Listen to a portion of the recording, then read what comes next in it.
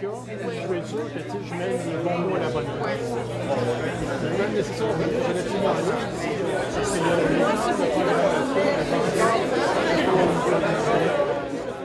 Alors, pourquoi Québec solidaire? Bien, parce que c'est un parti qui défend la justice sociale, c'est un parti féministe, c'est un parti écologiste, et pour moi, ça, c'est les valeurs de base auxquelles on devrait articuler la société.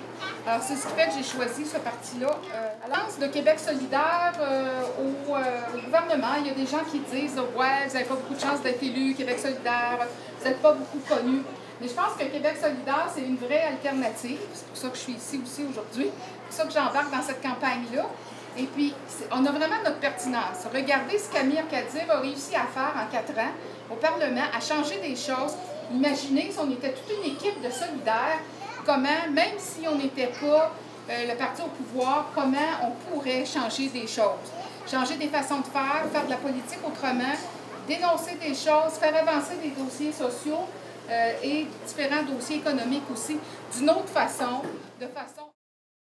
Alors, nous sommes pour une éducation gratuite, l'abolition des frais de scolarité totalement, pas juste pour un gel, mais on va vers l'abolition des frais de scolarité. Ça va coûter 800 millions, on sait où on va aller les chercher.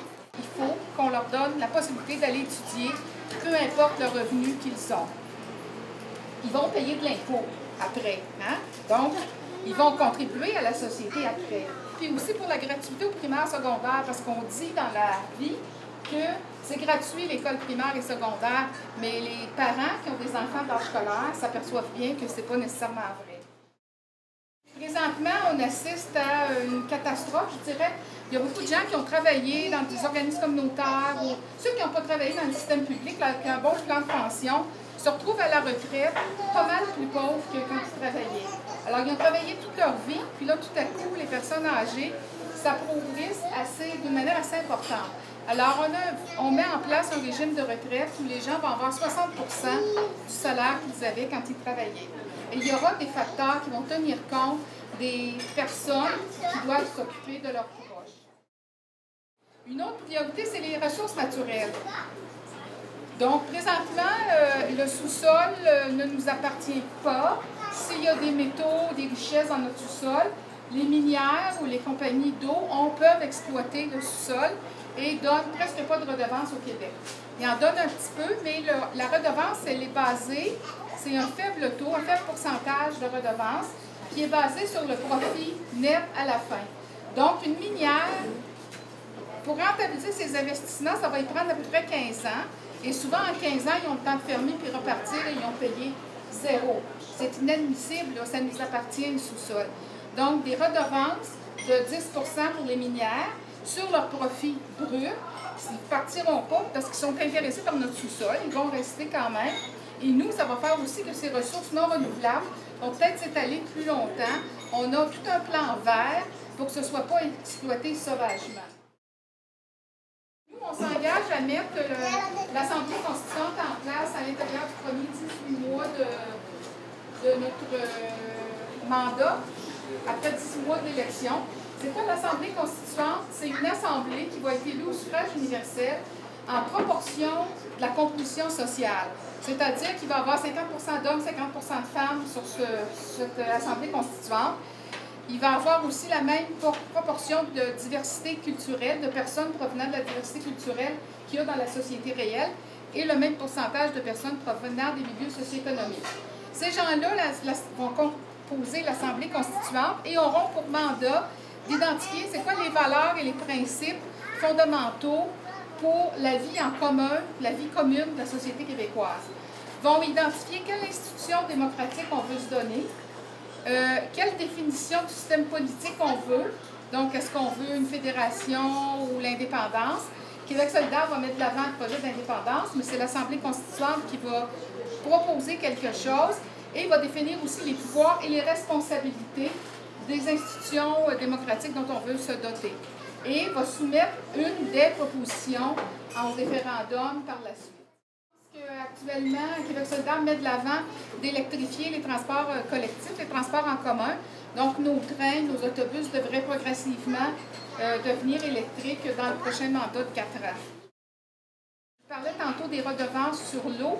sur les richesses naturelles. Moi, ma bataille principale dans Bertrand, c'est la protection de l'eau. Alors, 3 affaires qui m'importent. Donc, Labrador, la compagnie Labrador, puise à Piémont. Okay? 0 de redevance pour le Québec. L'autre aspect sur l'eau auquel je tiens, c'est un accès à l'eau. Alors, l'eau, c'est un bien commun. Puis dans les Laurentides, vous l'avez tous expérimenté. Si vous n'êtes pas propriétaire d'un terrain au bord d'un lac, trouver une place pour aller vous baigner le dimanche après-midi gratuitement, c'est pas évident. Et le 3e aspect, c'est la qualité de l'eau. On sait toutes et tous que, notamment la Rivière-du-Nord, il y a beaucoup de municipalités où est-ce que l'égout, quand il pleut, l'égout fluvial fait déborder les égouts dans la Rivière-du-Nord. Donc, il faut aider les municipalités à régler ce problème-là. Ça n'a pas de sens que nos rivières, puis la Rivière-du-Nord, mais il y a d'autres lacs où ça se passe comme ça, qu'en bordure du lac, on pollue tant le... Alors, l'eau, il faut préserver la qualité de l'eau. Sous le dessous touristique de la région, il se cache quand même une très grande pauvreté dans la région. Et il faut construire, moi je m'engage dans la construction de 400 logements à prix abordable. Bon, 400, vous me direz, c'est pas beaucoup. Québec solidaire s'engage à en construire 50 000 au Québec dans les prochains 4 ans. Et moi je dis 400 dans notre comté, dans Bertrand. C'est déjà un début. Et on a aussi une autre mesure qui est un salaire minimum garanti à 12 000 par année. C'est pas une panacée. Évidemment, c'est encore en dessous du seuil de pauvreté, mais c'est réaliste pour un premier mandat de 4 ans. Si vous n'avez pas de voiture, vous avez des amis qui n'ont pas de voiture, vous avez déjà essayé de circuler sur le territoire ici, c'est pas simple. Donc, la compagnie, la CIT, la compagnie qui fait le transport intermunicipal, reçoit du gouvernement présentement 100 000 par année, ce qui est trop peu pour le transport. Je ne parle pas d'autobus électrique pour le moment, parce que présentement, l'autonomie électrique d'un autobus n'est pas suffisante pour le transport intermunicipal.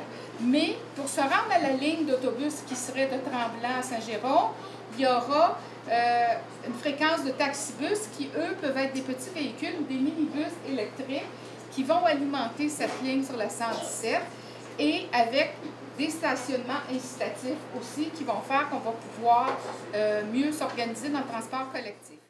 Tous les partis politiques présentement promettent un médecin à tout le monde. Si vous avez écouté les débats cette semaine, il y en a qui disent qu'on a assez de médecins, d'autres qui disent qu'il en manque 100, d'autres qui disent qu'il en manque 1000 selon le parti politique. Alors nous, ce qu'on va faire, ce que moi je veux faire ici, c'est redonner, dans le cadre de la plateforme de Québec solidaire, qui est de redonner au CLSC leur mission première. Ceux qui ont mon âge ou à peu près se rappellent qu'à la création des CLSC, ça devait être une médecine de proximité, des services sociaux de proximité, où est-ce qu'on pouvait avoir des soins à côté de chez nous. Donc, et là, finalement, de fil en aiguille, les CLSC ont perdu cette mission-là. Le plus bel exemple, je pense, que c'est le CLSC de Sainte-Adèle, où est-ce qu'il n'y a pas de médecin.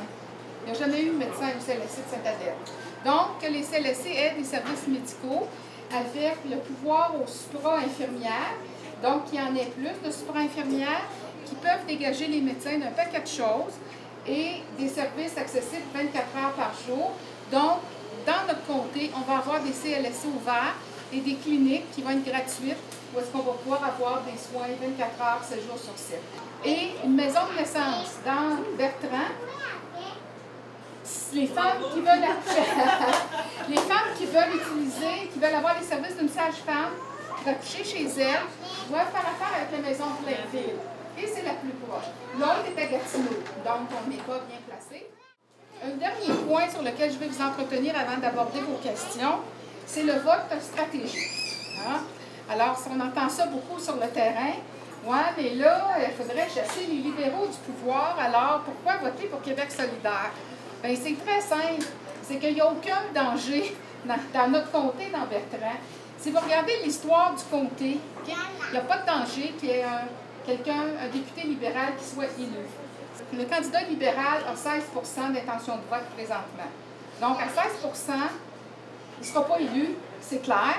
Donc, ça donne le choix aux citoyens et citoyennes de Bertrand de choisir avec les valeurs qu'ils veulent défendre pour aller voter. Je serais prête à passer. Merci beaucoup, Lise. Merci pour cette présentation. Si vous me permettez,